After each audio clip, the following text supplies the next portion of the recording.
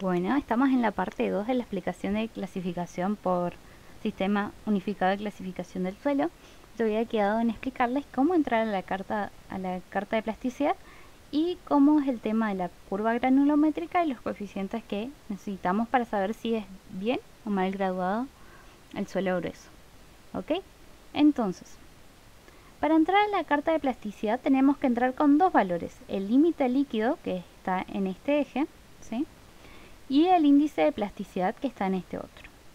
Bien, el límite líquido, ¿sí?, va, al igual que el plástico, al igual que el de contracción, que son estos tres, son unos límites que definen la consistencia del suelo y se llaman límites de Atterberg.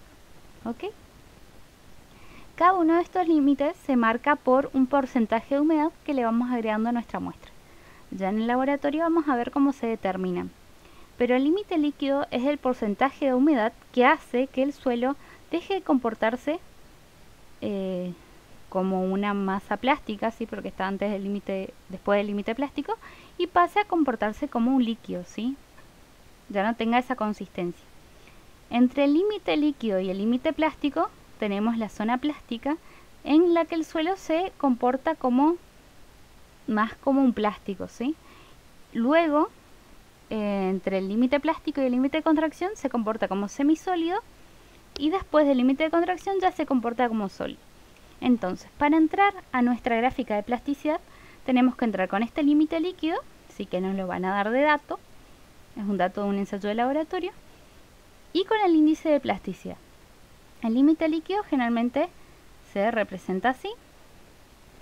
El límite plástico se escribe de esta forma. Y el índice de plasticidad es la resta entre el límite líquido menos el límite plástico, ¿sí? Ese va a ser nuestro índice de plasticidad, o sea, es este rango, ¿ok? Entonces, tenemos un límite líquido, por ejemplo, vamos a hacer un ejemplo, solo para que vean, de 60, ¿sí? Y tenemos un índice de plasticidad de 40. Entonces entramos por acá, 40, 60, caemos en esta zona, que esta zona pertenece a CHUOH, ¿sí? CH es arcilla de alta plasticidad. ¿Ok? Las clasificaciones que tienen O son los suelos orgánicos, ¿sí? O orgánicos. Ese tipo de suelos no lo vamos a considerar porque no son suelos utilizados para la construcción, ¿sí? Y son suelos que generalmente tienen un olor pestilento, ¿sí? Son suelos que se usan para la agricultura. Entonces nosotros nos vamos a concentrar en los otros, en los que tengan M o C, ¿sí? Si se fijan en esta carta de plasticidad, tenemos de este lado, del lado del 50% para acá, tenemos alta plasticidad. Y el 50 para allá tenemos baja plasticidad, ¿sí? Y luego tenemos ciertas líneas que nos van separando los distintos tipos de suelo. Entonces, fíjense, en este sector, si caemos en este sector, tenemos limos de alta plasticidad. Si caemos acá, tenemos arcilla de alta plasticidad. Si caemos en esta zona,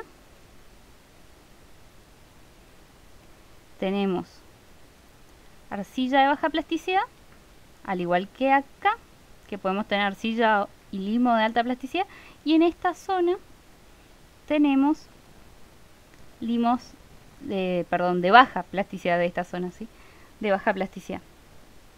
Bien, así es como se entra a esta gráfica de plasticidad. Acordémonos que si tenemos más de un 50% que pasa al tamiz número 200, ya es fino, y simplemente con entrar a esta carta de plasticidad ya tenemos nuestra clasificación, ¿sí? Si nuestro suelo es fino y entramos acá, por ejemplo nos dio CH, C ya es nuestra clasificación del suelo, ¿sí? Bien, esto es con los suelos finos. Si tenemos suelos gruesos, lo que nos tenemos que fijar es en su curva granulométrica, ¿ok? Que la curva granulométrica lo que hace es representar eso que nosotros vimos, lo que pasa o lo que queda retenido en los tamices, ¿sí? Acumulado, de forma acumulada, ¿sí? Lo que queda, si estamos graficando pasantes, graficamos todos los pasantes, todo lo que, por ejemplo, pasantes del tamiz número 4, todo lo que queda retenido en estos, ¿sí? Tenemos que sumar todo lo que queda retenido en estos para graficar los pasantes del tamiz número 4, ¿sí? Porque si pasan quedan retenidos en alguno de estos o pasan en el 200, ¿ok? Generalmente estas curvas granulométricas se grafican acá por pasantes, y acá está la robo un libro, pero acá sería porcentaje de pasantes, y acá el diámetro de la partícula o el diámetro del tamiz, ¿sí?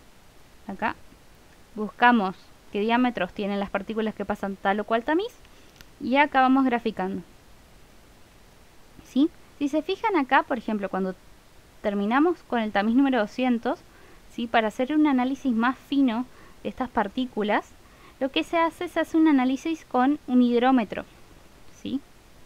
Que es un dispositivo que nos sirve para medir el tamaño de las distintas partículas más finas, ¿sí? Probablemente en el laboratorio veamos el hidrómetro.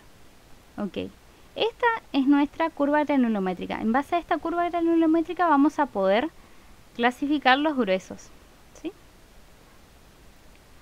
Para saber si son bien o mal graduados, ¿sí? Para ello vamos a usar estos coeficientes que tenemos acá. El coeficiente de uniformidad, que es CU, y el coeficiente de graduación, que es CC, ¿sí? Estos coeficientes se sacan, esto es porcentaje de pasantes, ¿ok?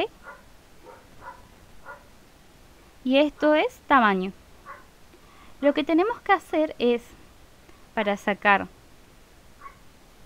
CU, por ejemplo, tenemos que determinar el diámetro 60, ¿sí? Que es el diámetro que corresponde al 60% más fino de la curva de distribución. Tenemos que sacar el D60, el D30, el D60 y el D10, ¿sí? Acá nos lo está definiendo. Para sacar el D60 lo que tenemos que hacer es entrar con el 60% de pasantes, tocar la curva que hayamos construido con nuestros datos de laboratorio y bajar, ¿sí? Entramos así, bajamos y acá nos fijamos qué tamaño de partícula es y ese va a ser nuestro D60, ¿sí? Lo mismo con el D30, si entramos por acá, tocamos la curva, bajamos y ese es nuestro D30. Y lo mismo acá, entramos a la curva, tocamos, bajamos y ese es nuestro D10. Con esos diámetros, sí, que van a estar en milímetros, esta gráfica de la curva granulométrica generalmente se grafica acá en escala logarítmica, el eje X. Escala logarítmica, ¿sí? O sea que no crece como en unidades constantes, ¿sí? Sino que va creciendo así. Acá es 1, 1, 0, 5, del 0, 5 al 0, 1 es toda esta distancia y así sucesivamente. ¿Ok? Eso hay que tener en cuenta para poder hallar bien los datos. Con esos datos vamos a hacer un par de divisiones y con esas cuentas que vamos a hacer vamos a ver si nuestra arena o grava cumple estas condiciones. Si cumple las condiciones que nos indica una tabla, vamos a saber si está bien o mal graduada. Ahí voy a buscar la tabla que les estoy contando.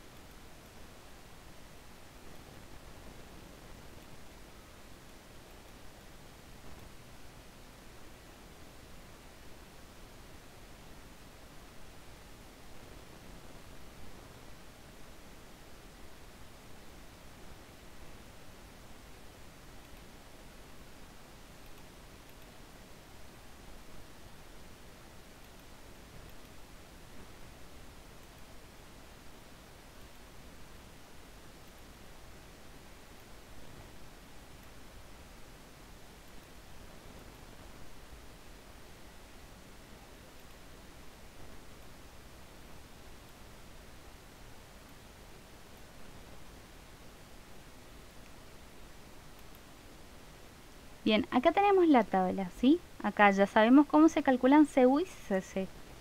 Bien, para que sea grava o arena limpia se tienen que cumplir, de acuerdo para cada una, ¿no?, estas condiciones, ¿sí?